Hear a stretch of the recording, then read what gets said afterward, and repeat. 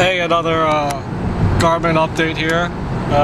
We're currently in a tunnel, as you can hopefully see. The 250 has lost reception yet again. Not that it really differs because it's losing reception on the open road.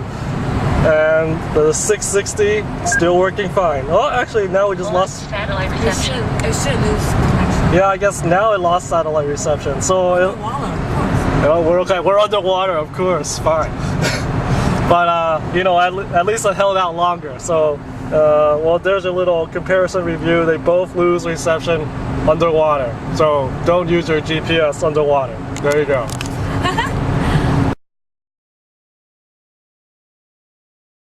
We don't need anything. We just follow the sign. It's very, very Okay, another product update here. Against the best wishes of the two Garmin devices, my chauffeur here has decided to take her own directions. And as you can see, well, hopefully you can see here that my two devices keep recalculating as we constantly keep taking new lefts and rights.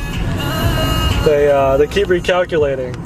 But what's strange is that even though they keep recalculating, 6.4 miles on US 40 East. Recalculating. Right. They keep talking. So as they keep recalculating, but even though they keep recalculating, the two devices don't match up still.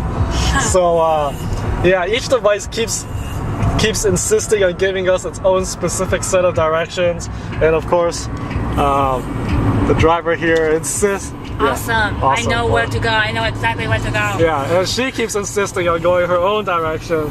So at this point, the Garmins are pretty much useless. But I'm just gonna keep on filming to show you the product differences, I guess. And hopefully we'll get there, and then we'll do a final wrap up. Turn left, then turn left. Turn left and then There's turn no left. left. Yeah. See, the 250 just told me to take a U-turn, and we're on a highway here. There's clearly no lefts or anything. So this device, don't trust it that much. All right. I've tried this on local roads as well. Well, I guess there is a place. This is my first time using it on a highway. On a local road, it's not that trustworthy as well. Hopefully you caught all that. There's a lot of speaking from these devices. So I'll get back to you in a little bit with an update.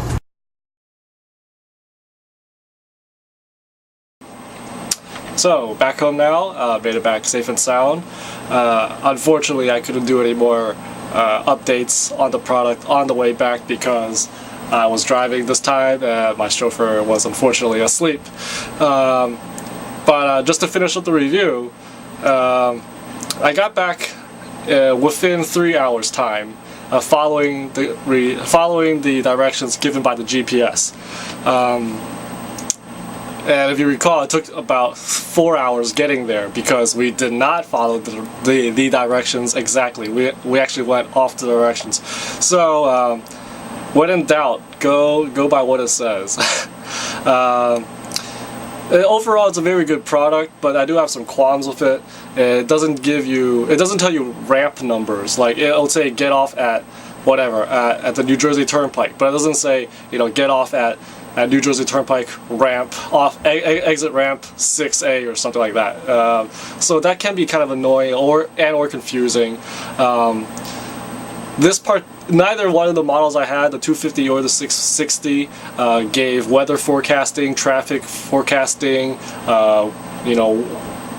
construction work, any of those that comes with the even better models. And that's to be expected. For $200-300, you don't get that kind of stuff. But one thing that did kind of quirk me was that this thing didn't tell me about toll booths, which seems to be it's like. The toll booth is always going to be there, so why wouldn't it tell you, where the toll booth is? It just keeps telling me to go straight. I go straight, and then I ended up at a toll booth, which I had to pay money. It's to be expected when you're traveling long distance, going across state lines. But I would like it to get my money ready to start paying tolls. Other qualms would be that the damn thing is annoying. It chirps at you, telling you to keep left, keep right all the time. Yes, I know that it's there to help you out, but sometimes it's just too much, and it's such a hassle to turn off the sound and to turn off and turn on the sound back on and off, because there's no easy way to do it. So and I believe the box states that these devices have approximately 7 hours of battery life. That's not true. That's not true at all. Maybe in standby mode it's true, just like your cell phone has like 3 days worth of battery life in standby mode. But when it's active, when it's searching for satellites and speaking to you and playing MP3s or whatever, it's significantly less. Our device barely made it 3 hours, so that's all I can say about that. So all in all, it's a good device. Both devices are good. They're slightly different. If you can pay the little bit extra more, then go with the 660, or you know what, go with the 700 series. Whatever money you can dish out, these Garmin's are usually worth it. They don't always give the best directions, they don't always give the fastest directions, they don't always give the shortest route, especially during locals. They might tell you to go like the longer way or whatever. If you know back streets or shortcuts, they usually don't give you that information. So go with what you know. These things are good as map supplements, you know, just like you know, those the best knowledge you have is still what you know. If you're going to someplace entirely new, then yes, you have to rely on the GPS or maybe an old school map style. But if you have some idea of what to do, don't use the GPS. It's a hassle to program it. It's annoying and it chirps, even though you know where you're going. So again, map supplement, but overall very good. If you can spend the money for it, I would suggest it.